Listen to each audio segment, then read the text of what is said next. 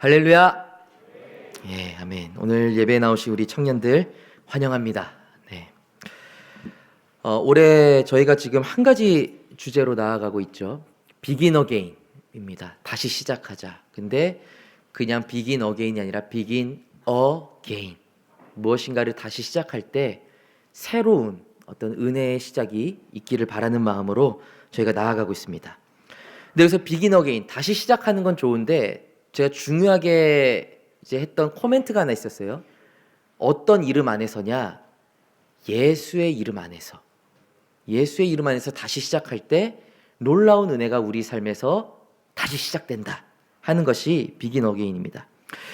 제가 근데 벌써 2월인데 이 비긴 어게인으로 생각보다 설교를 잘 못했어요. 보니까 다른 이 예배들이 너무 많았더라고요. 보니까 태국 발대식이 있었죠.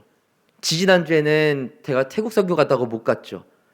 지난주에는 또 태국 그 선교 감사 예배 드렸죠. 그러니까 비긴 어게인 시작은 했는데 시작을 못 하고 있어요, 여러분. 계속. 그래서 뭔가 말씀의 흐름을 잘 못 하고 있다. 그래서 오늘부터 다시 심기일전해서, 물론 또 다음 주는 이제 추석 예배로 또 제동이 걸리겠지만 시작함을 멈출 수 없고 계속 시작할 겁니다, 저는. 그래서 오늘부터 다시 비긴 어게인으로 말씀을 조금씩 이어가 보고자 합니다. 근데 그러려면 이제 지금까지 이 비긴 어게인이 어떤 흐름을 가지고 있었나, 이거를 조금 살펴보는 게 중요하긴 하겠죠. 기억 안 나시면 당연한 거고요. 기억 나시면 다행인 겁니다. 네. 일단 주제 말씀부터 한번 보시죠. 네, 주제 말씀 보면은 보라 내가 새 일을 행하리니 이제 나타낼 것이라. 이 핵심 구절을 가지고 저희가 이제 쭉 나가고 있었어요. 그래서 첫 번째로 제가 강조했던 것은 무엇이냐? 바로 새 일이었어요. 새 일. 이제 히브리어로 기억나실지 모르겠어요. 하다시라고 했습니다. 하다시. 그러니까 하나님을 믿는 믿음 안에 있는 자들은 자신이 가지고 있는 계획 외에 다른 계획을 신뢰할 수 있어야 된다. 그게 바로 하나님의 계획이다라는 것이죠. 사람은 누구나 계획을 해요. 그러나 그 계획은 온전하지도 못하고 실패하고 엉뚱한 결과를 낳기도 한다는 겁니다. 그런데 그리스도인들은 이런 불안한 자신의 계획만 의지하는 사람들이 아니라 온전한 계획, 나의 상상력을 뛰어넘으면서도 온전하고 가장 선한 길로 인도되는 계획, 하나님의 새 일을 기대하며 살아가는 자들이 우리가 되어야 된다는 것입니다. 그리고 두 번째 시간에 나눴던 것은 무엇인가 했을 때 이 하다시, 하나님의 일은 도대체 어떨 때 이루어지는가, 이걸 나누었는데 같은 말씀에서 저희가 포인트를 하나 또 찾았죠. 뭐 어떤 포인트였죠? 보라. 바라볼 때. 히브리어로는 힌네라고 했습니다. 힌네. 저희 막 사방에서 막 위에서 애국군 내려오고 그때 기억나시죠? 하나님을 바라볼 때야 하나님의 새 일이 시작된다라는 것인데, 제가 여기에 붙였던 포인트가 하나 있습니다. 그냥 바라보는 것이 아니라 어떻게 바라봐야 되나? 그렇죠. 감동입니다. 간절하게 바라봐야 된다. 간절하게 하나님을 바라보는 시선에는 반드시 새 일이 일어난다라는 거예요.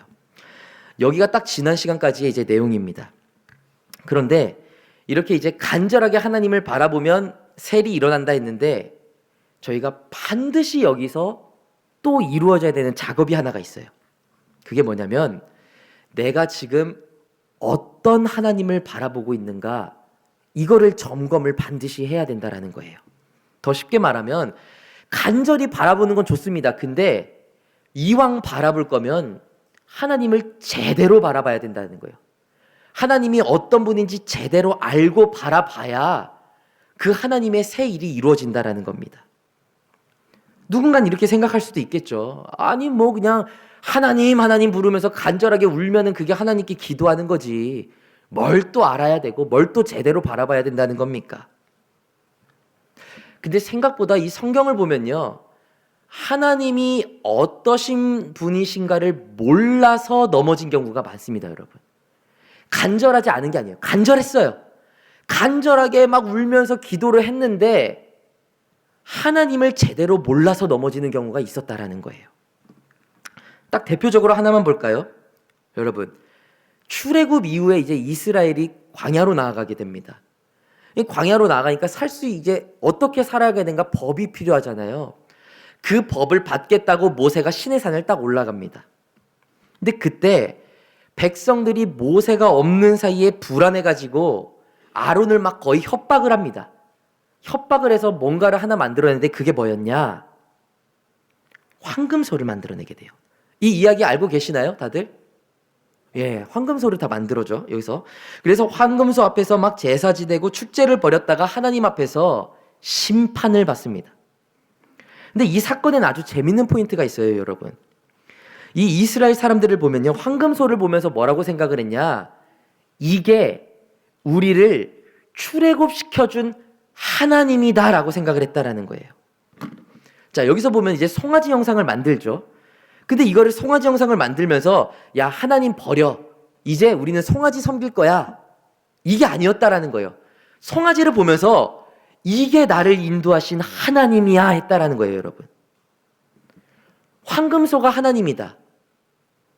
여러분, 맞는 말인가요? 전혀 아닌 거예요, 여러분. 황금소는 황금소인 거고 하나님은 하나님인 건데 완전 이스라엘은 지금 하나님을 잘못 이해하고 있다 이겁니다. 황금소를 보면서 하나님이라고 느끼고 있는 것이죠. 그리고 그냥 이 황금소 보면서 하나님은 아닌데 이게 하나님일 거야. 이게 하나님일 거야. 그러면서 뭘 하느냐? 하나님께 지내는 제사를 황금소 앞에 그대로 지냅니다.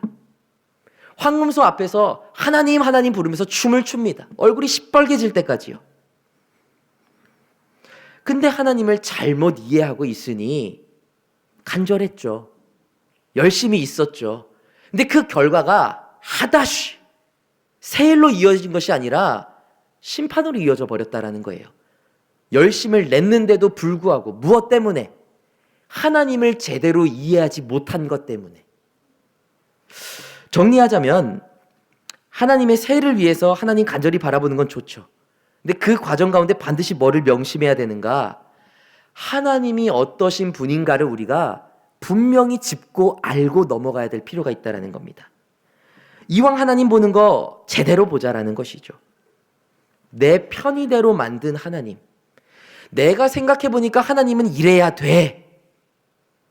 그 하나님 말고 진짜 성경에 나온 하나님이 어떠신 분이신가를 알고 그 하나님을 바라보자 이겁니다. 사랑하는 청년 여러분, 엉뚱한 하나님이 아니라 제대로 된 하나님 바라보면서 새일 경험하는 우리 모든 한 사람 한 사람 되시기를 주님의 이름으로 간절히 축원합니다. 그럼 이제 질문이 들죠. 어떻게 하면 우리는 가장 하나님을 정확하게 이해할 수 있을 것인가? 생각보다 하나님을 생각하면요, 이 대답을 선뜻하기가 어렵습니다. 왜냐? 우리 눈에 안 보이거든요. 하나님 하면은 하나님이 어떤 분이신 것 같아. 우리가 상상은 해볼 수 있지만 정확하게 우리의 눈에 보이고 우리 손에 쥐어지지 않는다라는 거예요. 마치 하나님을 설명한다는 건 공기를 손으로 붙잡아 보겠다라는 느낌인 겁니다. 그런데 이렇게만 되면은 참 불행하죠. 근데 다행인 점이 있습니다. 우리의 눈에는 보이지 않는 하나님이시지만 그런 우리를 아시고 눈에 보이는 하나님이 이 땅에 오셨다라는 거예요. 그게 누구실까요, 여러분? 그렇죠. 예수 그리스도. 예수 그리스도입니다. 무슨 말이냐? 예수님을 볼 때 가장 하나님을 정확하게 이해할 수 있는 통로가 된다라는 거예요.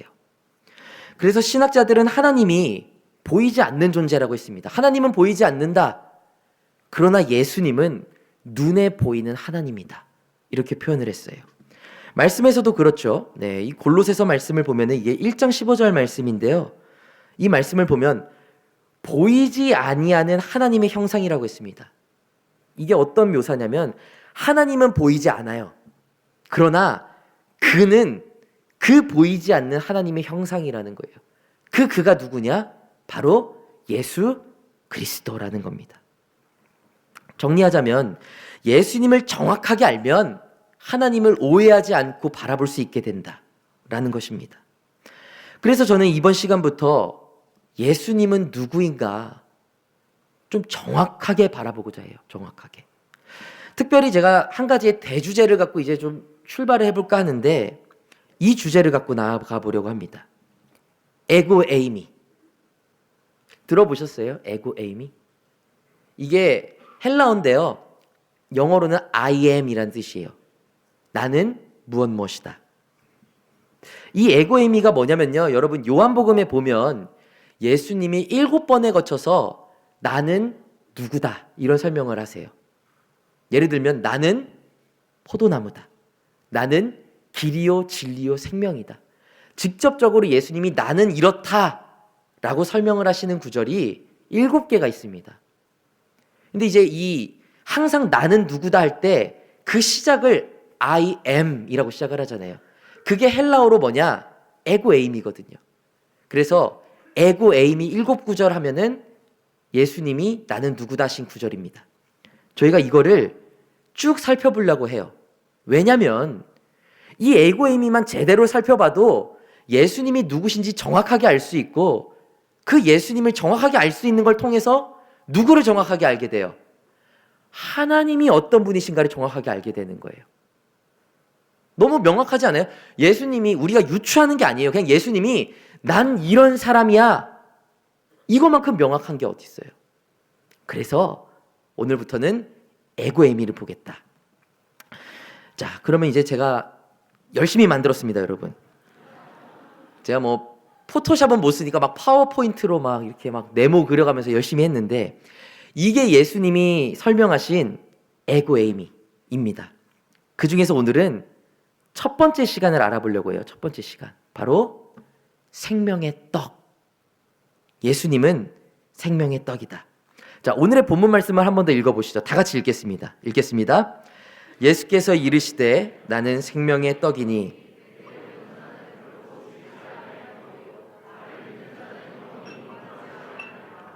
아멘, 아멘. 나는 생명의 떡이다. 그리고 이 말에는 우리가 올바르게 바라보아야 할 예수님의 속성이 숨어 있다라는 것이죠. 과연 어떤 모습일까요?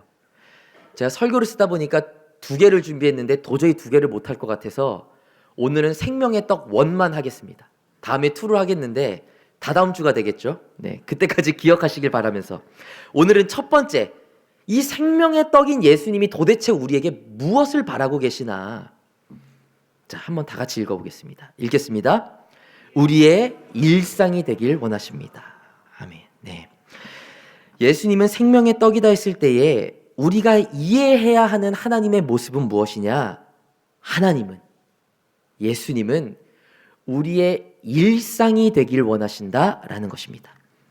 조금 더 풀어서 설명하자면 하나님은 특별한 일이 있을 때 바라보는 분, 내가 문제 터졌을 때 바라보는 분, 혹은 정반대로 문제 없으니까 좀 여유 좀 있을 때, 시간 좀 있을 때 바라보는 분, 그런 분이 아니라 우리의 일상이 되길 원하신다라는 것입니다. 이건 오늘 말씀을 헬라어로 보면은 정확하게 드러나 있어요. 네, 제가 좀 보여드릴게요. 이게 에고에임이라고 했잖아요. 나는 생명의 떡이다 할 때 첫 시작이 이게 바로 에고에임입니다. 이거 제가 읽어드리면 에고에임이 호 아르토스테스 조에스라고 읽습니다. 영어로는 I am the bread of life. 나는 생명의 떡이다. 네. 근데 여기서 보면 이제 bread, 이걸 이제 떡이라고 하는데 이 단어에 저희가 좀 집중을 할 필요가 있어요. 아르토스라고 합니다. 아르토스. 네. 근데 이게 뭐냐면 당시에 그 시대 사람들이 먹는 주식이었다고 해요. 주식. 어떻게 보면 최소 단위의 생존 음식이라고 보면 돼요. 이 아르토스가 뭐냐? 하루라도 안 먹으면 힘든 거, 그냥 먹어야 사는 거, 이게 아르토스라는 겁니다. 저희로 치면요, 이 아르토스는 특식보다는 주식에 가까운 편이에요. 주식. 고급 커피보다는 매일 마시는 생수에 가까운 이미지입니다. 이 아르토스는 뭐 특별한 날 데이트하면서 먹는 디저트를 의미하는 게 아니에요. 나는 특별한 디저트다, 이런 게 아니라, 기념일 케이크가 아니라, 간식도 아니고 두쫀쿠도 아니고 그냥 매일 먹는 밥,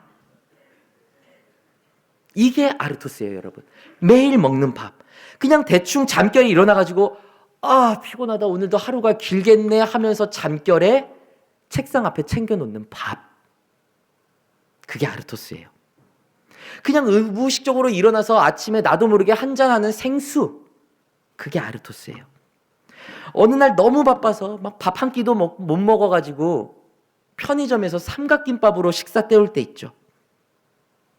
비록 초라할 수는 있겠지만 이거라도 먹어야 돼 하는 그 삼각김밥. 그게 아르토스예요, 여러분. 뭔가 대단하고 휘황찬란한 음식이 아니라 그냥 살기 위해서 먹어야 하는 것. 그리고 예수님은 자신을 나는 아르토스다. 나는 너희의 지극히 평범한 밥이야. 이렇게 소개를 하십니다. 평범하다.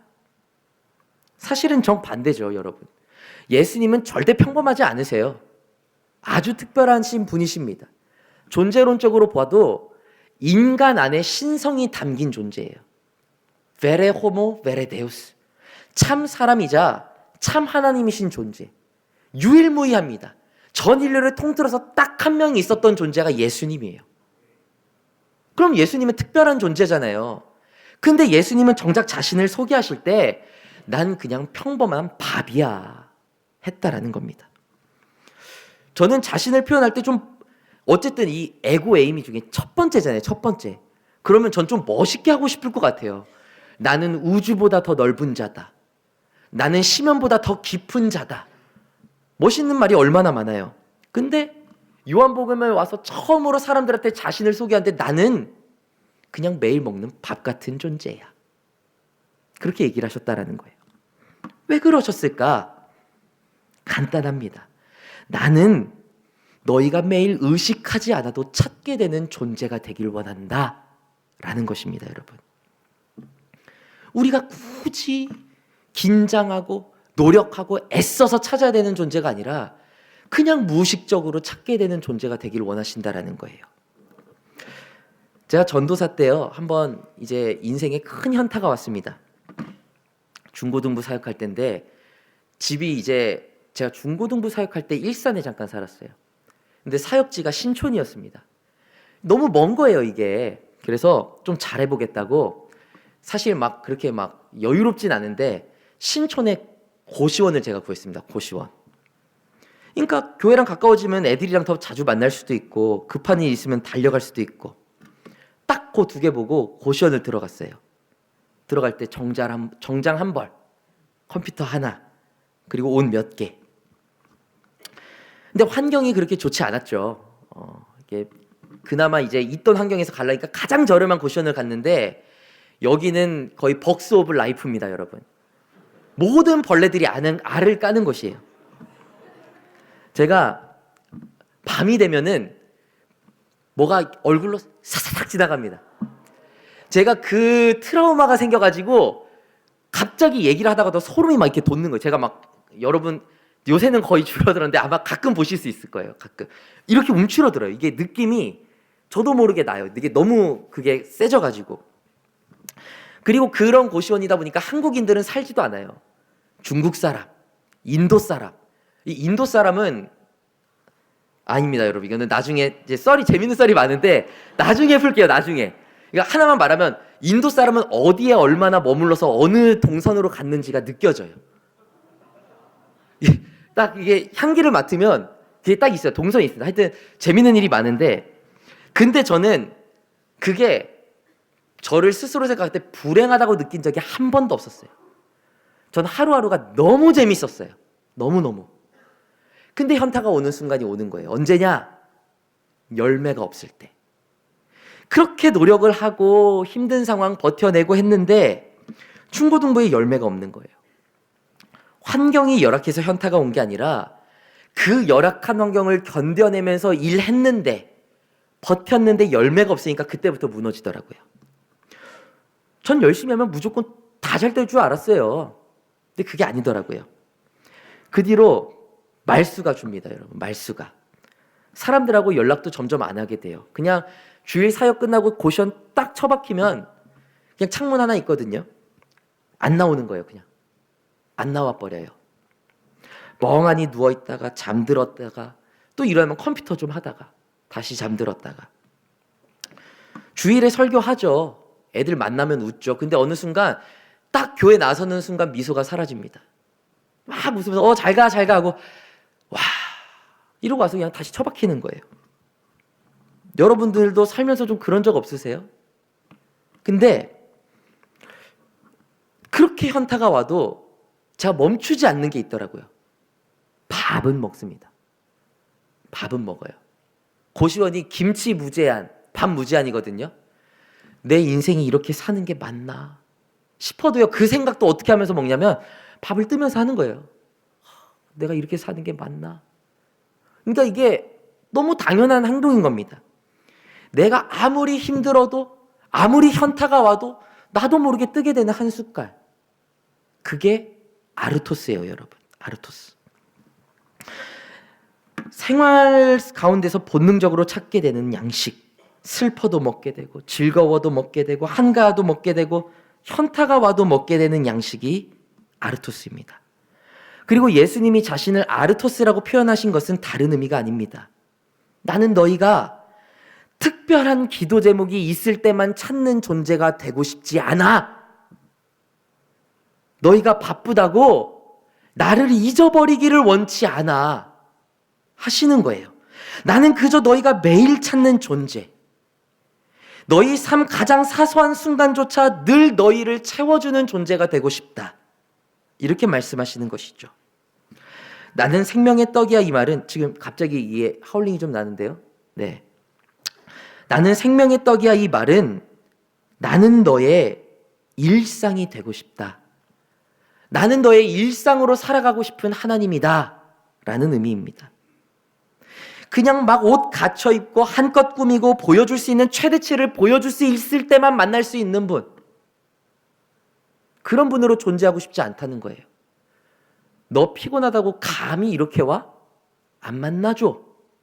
그게 아니라 피곤하면 피곤한 대로 찾길 원하시고, 힘들면 힘든 대로 찾길 원하시고, 슬플 때나 즐거울 때나 바쁠 때나 나는 그냥 너가 꾸역꾸역 입으로 밀어넣는 양식이 되고 싶다 라는 겁니다. 나는 너의 특별한 이벤트가 아니라 그저 늘 함께하는 존재, 그게 되고 싶다라는 거예요. 너가 필요할 때만 힘을 주는 존재가 아니라 매 순간 너의 삶에 생명력을 공급해주는 존재가 되고 싶다라는 것입니다. 그러면 여기서 생각을 해볼 게 있어요, 여러분. 왜 예수님이 첫 자신을 소개하실 때 이렇게 소개를 하셨을까요? 너무 간단합니다. 사람들이 일상 속에서 예수님을 찾지 않아요. 그래서 그런 겁니다. 하나님의 존재를 알아요. 근데 그 하나님은 주일날 만나는 분이에요. 주일날 만나는 분. 특별한 집회 있을 때 만나는 분이에요. 뭔가 좀 분위기 잡혀야 만날 만한 분이라는 거예요. 그러니까 신앙이 어떻게 형성이 되냐면요, 행사형 신앙이 형성이 됩니다. 예배를 어떤 특별한 행사처럼 인식하고 거기서는 은혜 받아요. 그런데 월요일에 접어들면서 어디서 예수님을 만나는지, 어디서 하나님을 바라봐야 되는지 감을 못 잡고 살아가는 겁니다. 하나님과 전혀 상관없는 일주일을 살아가게 되는 것이죠. 이게 바로 이벤트성 신앙에 빠진 사람들의 현실이에요. 예수님이 아르토스가 아니라 특식이 되었을 때 나타나는 결과입니다. 주일에 조금 기도해요. 응답이 있는지 없는지도 모르고 일단 예배는 드렸으니까 잘 되겠지. 예배까지 드렸는데. 그리고 살아갑니다. 교회에서 나오는 순간 예수라는 이름을 지워버립니다. 근데 그러다가 일이 꼬이잖아요. 그럼 대본에 뭐라고 얘기하나? 예배 드렸잖아요, 하나님. 왜 이렇게 되는 거예요, 도대체 내 인생이? 바로 나와버립니다. 소위를 빽 찔러버립니다. 삶에 예수는 없어요. 예배 자리에서만 잠깐 생각해보고 끝내버리는 시간, 예배에서만 생각해보는 신앙, 이게 이벤트성 신앙이에요. 근데 진짜 하나님이 원하시는 모습은 그게 아니라는 겁니다. 예수님은 그저 출근 전에 양식이 되기를 원하시고 지쳐서 집에 들어가는 날에 힘이 되기를 원하시는 분이에요. 그냥 매일 주님을 찾기를 원하세요.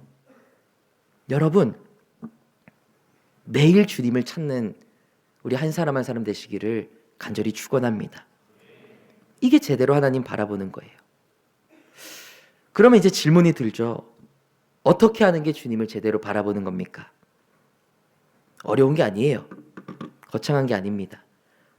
짧더라도 기도 한 모금, 짧더라도 말씀 한 숟갈, 매일마다 뜨고 살아가는 것, 이게 생명의 떡 되신 주님을 제대로 인지하고 살아가는 사람들의 모습이라는 겁니다.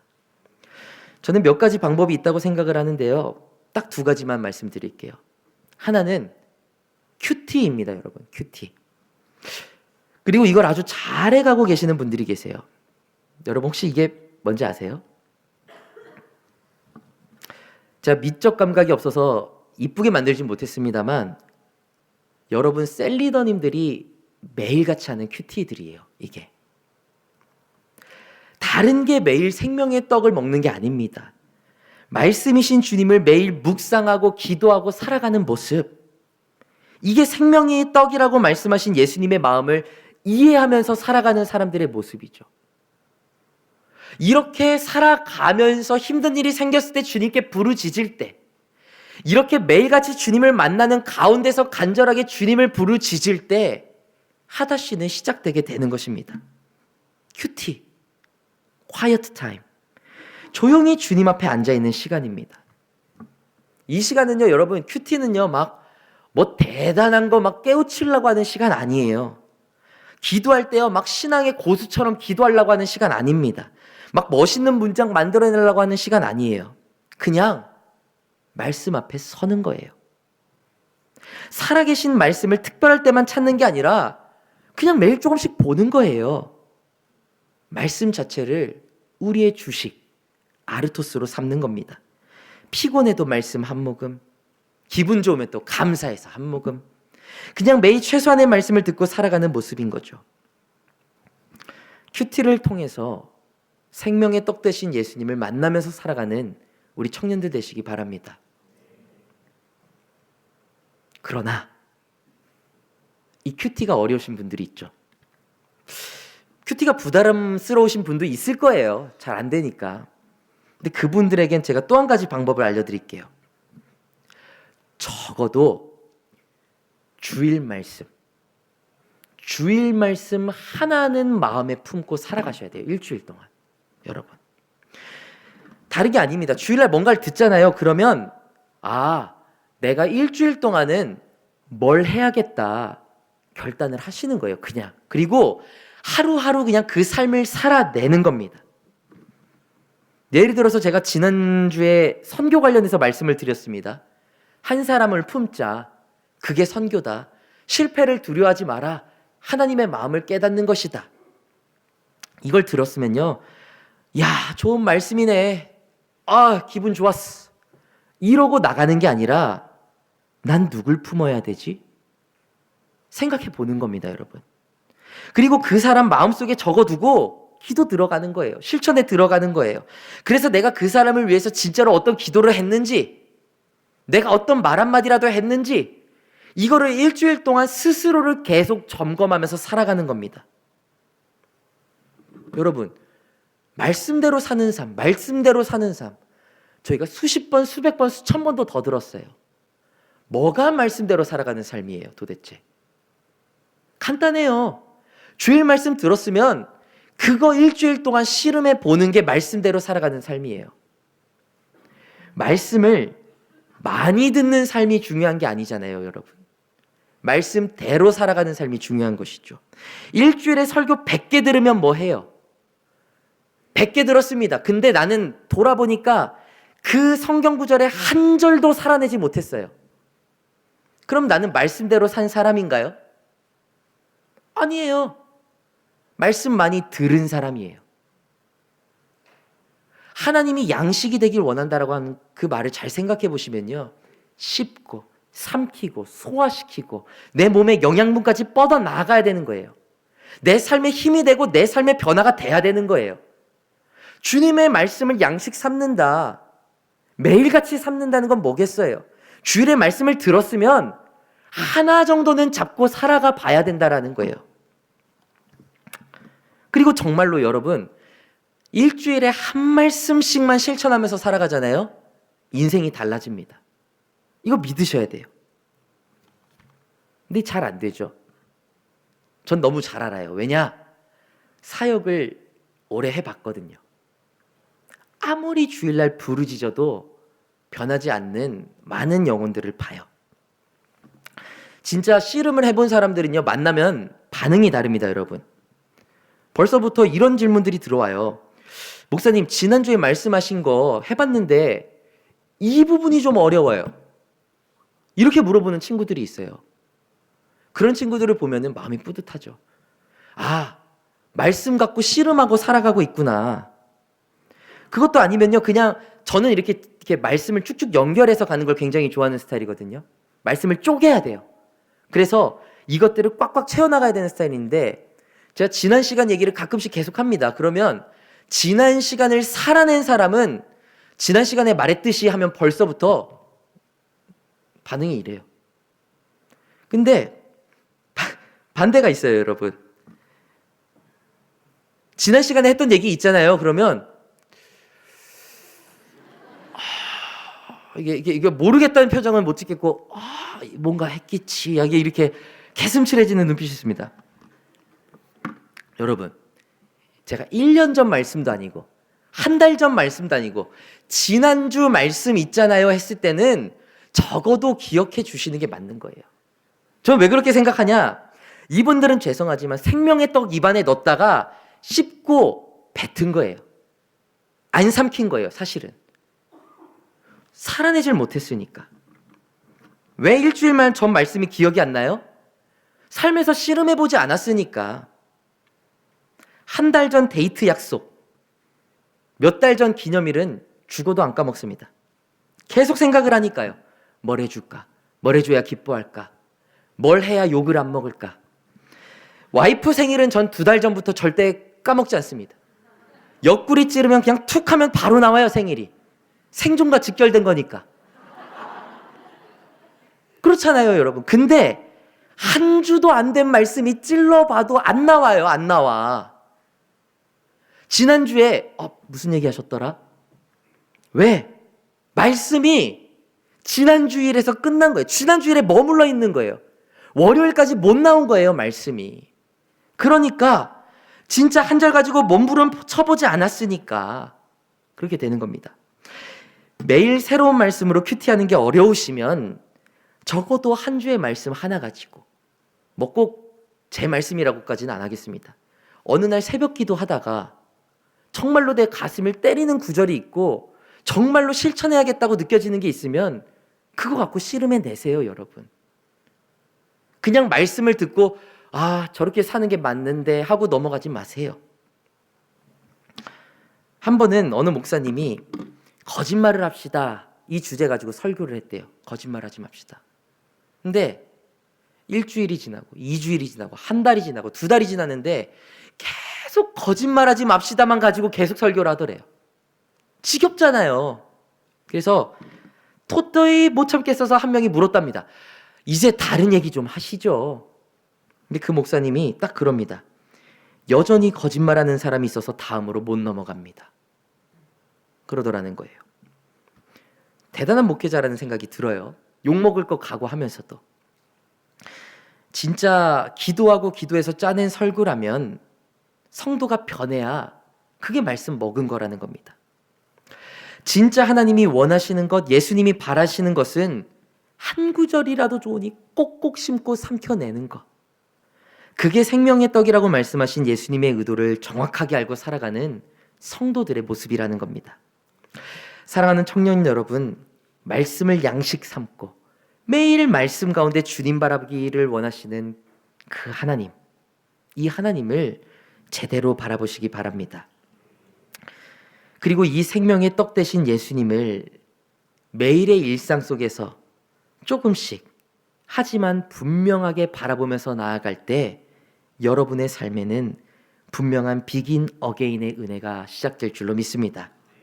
이 믿음 가운데 이번 한 주는 날마다 예수님의 생명의 떡 삼고 살아가시고 그 가운데서 하다시의 길로 인도하시는 하나님의 경험을 하는, 하나님의 은혜를 경험하는 우리 청년들 되시기를 주님의 이름으로 간절히 축원합니다.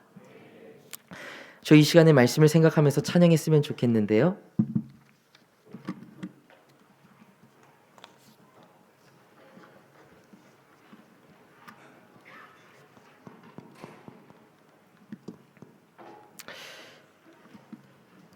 네.